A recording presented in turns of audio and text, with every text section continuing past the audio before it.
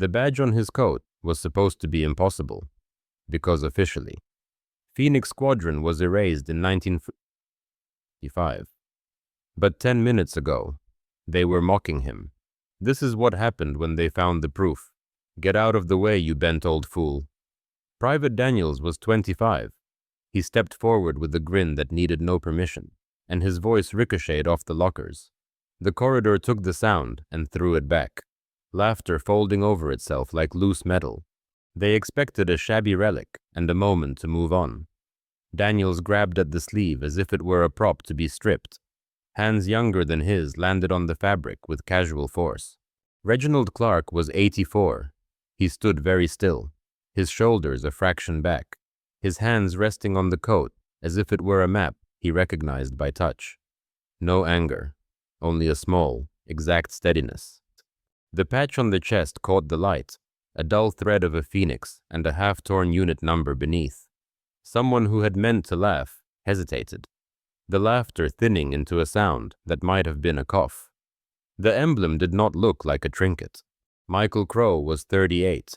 He moved closer with the slow, professional caution of a man who has handled documents and men. He squinted at the sewing, and his jaw tightened, the way metal does when struck. Emma Larkin was 32. She stayed at the doorway and watched the exchange, her face more curious than cruel. She stepped forward and reached without brusqueness, fingertips barely touching the worn edge of the badge.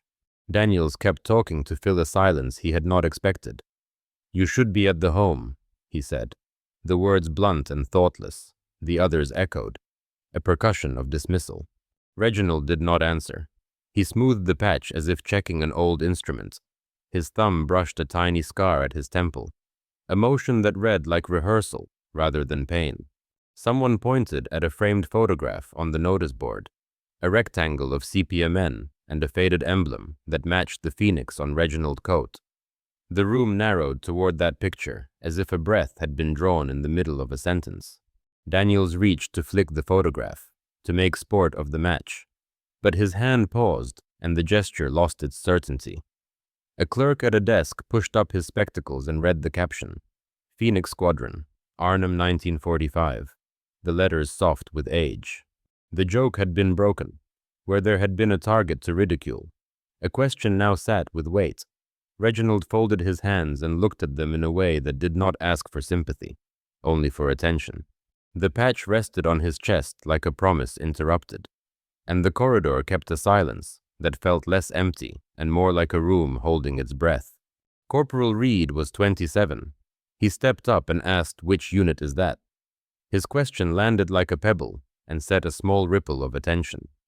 Someone moved toward the notice board, and the room leaned with them, expecting a neat answer that did not come. Reginald's eyes held a quiet ledger of memory, steady, unfinished, and precise, and unspoken. They had come for a laugh and found a question instead. Daniels stepped forward with the easy cruelty of youth, his smile a hinge of entitlement. "You should sit down, old man," he said, as if the corridor were a stage and Reginald only scenery. Emma Larkin moved from the doorway and did not laugh. She folded her arms and watched the badge. "That phoenix is the same as the photo," she said, flat and careful, and the room caught at the word like a loose thread. Michael Crow set his cup down, the clink small and precise. Thomas Reed at the desk pushed spectacles up and read the caption aloud. Phoenix Squadron, Arnhem 1945. The ink, a whisper. The names underneath sat like small stones on a ledger. They expected a scrap of cloth and a joke. Instead, the archive box arrived, its lid taped, patient and dusty. Thomas opened it, and pages fell into order. Each list, a sentence of men. A roll call ended mid-line, the pen having stopped as if pulled away. The absence felt instant, a wound neat as a cut edge. Daniels made a sound that was less a laugh and more a surprised inhale. Reginald watched the names the way a sailor reads a chart, his thumb pressing the seam of his coat. He produced a folded paper from an inner pocket, his fingers steady with a habit older than embarrassment. The scrap was creased and short. Emma unfolded it slowly and read the handwriting aloud. 3 words in a tight script. Do not proceed, the note said. Blunt and private. The sentence landed like a locked door between them and the past. Michael found a narrow cassette at the bottom of the box, its plastic browned like pages. He held it up as if weighing a verdict. Someone offered to fetch a player, and the offer gathered the room into motion. Corporal Reed bent and traced a stamped mark on a file, the ink blunt and official. Cancellation, the stamp announced, and the single word made the paper into an accusation. A liaison mark peered from the corner, allied and unexpected. The chatter dissolved into lists and motions, each action a stitch pulling the past taut. They would copy the pages, log each name, and play the tape. No one spoke of blame yet, but the question had teeth. Someone went to the back room for equipment, footsteps quick with purpose. The papers waited on the table like proof that would not be silent. The cassette sat in the center, light catching its label, and the room leaned forward, waiting to hear what the past would say. Reginald closed his hand around a small brass watch and turned it once, a motion that read like punctuation. His voice was thin and exact. I kept the watch, he said. Emma looked at Michael and said, Be careful. He only nodded and folded the cassette into his palm like a secret. The corridor held its breath, everyone moving as if toward a single dark hinge. The machine that would open the past. A clerk returned with a box from the archives, its tape brittle and patient. He set it on the table and the room narrowed around the sound of paper. Names and dates fell into place like loose stones being stacked. Thomas Reed lifted a page, and his finger moved over a roll call that ended mid-line. The ink blotched, as if someone had yanked the pen away. The absence felt like a wound, clean and sudden. Emma Larkin read aloud, Corporal Finch, Private Ellis, Sergeant Aldridge. And then the line stopped, as if the list had been interrupted. Daniels made a small sound that was half laugh and half intake of air, his mask of ridicule cracking. You have to be kidding, he said, and the sentence landed like a defiance that had nowhere to go. The air shifted, and the young faces stopped practicing contempt. Reginald watched the names the way a man reads a line of coordinates, his thumb finding the seam of his coat. He produced a small folded paper from an inner pocket with hands that moved on habit. The scrap unfolded in Emma's careful fingers, and it showed a few words cramped and urgent. Do not proceed, the note read, blunt and private. The sentence did more than warn. It closed the door into a history someone had tried to lock. Michael Crow found the phrase heavy and folded his mouth into thinking. Thomas dug deeper and found a ledger with a stamped mark that did not belong to them. Cancellation, the stamp said, its letters blunt and bureaucratic. A liaison stamp peered from the corner, allied and unexpected, and the implication slid through the room like a current. Michael reached to the bottom of the box and brought up a cassette, its plastic browned and the label handwritten. He held it up like an accusation. Someone said, Get a player. And the offer gathered the small team into motion. Emma looked at Reginald and noticed the watch on his wrist. The brass dull and the hands stopped at a number that meant nothing to them now. She said that the time matched a note in the ledger, and the phrase stuck, like a key in a lock. Reginald only nodded once, his face a map of small refusals. Corporal Reed ran a finger under a printed name and paused at an initial scrawled in the margin, the handwriting swift and cold. Who would cross this out? He asked. And his question made accusation possible. The room wanted an answer without realizing it had been asking for one. Thomas closed the ledger with a precise motion and said, We will log every name, the directive practical and final. Michael agreed and added we should play the tape before we copy anything, because sound will not lie. The decision moved them from curiosity to duty. A junior orderly stood and left to fetch a player, his steps quick with purpose. The rest stayed with the papers as if keeping vigil, fingers counting names like rosary beads. The cassette sat at the center of the table, and the label, smudged but legible, read Mission Phoenix, 1945. Reginald touched the patch at his chest, and then the watch at his wrist. Small gestures that were not explanation, but proof. He said, "I kept the watch," as if that answered the ledger of absence. The statement did not settle anything. It only made the past more present. They arranged the papers in a careful line and prepared the cassette like evidence. The back room door opened and closed with the player in hand, and the corridor drew a breath that belonged to everyone. The room leaned in to hear a voice from 80 years ago, and the question became sound. Thomas carried the player back and set it on the table with a small, exact motion. Emma fed the cassette into the slot, and the machine made a mechanical cough. The hiss filled the space between pages, a sound that belonged to another era.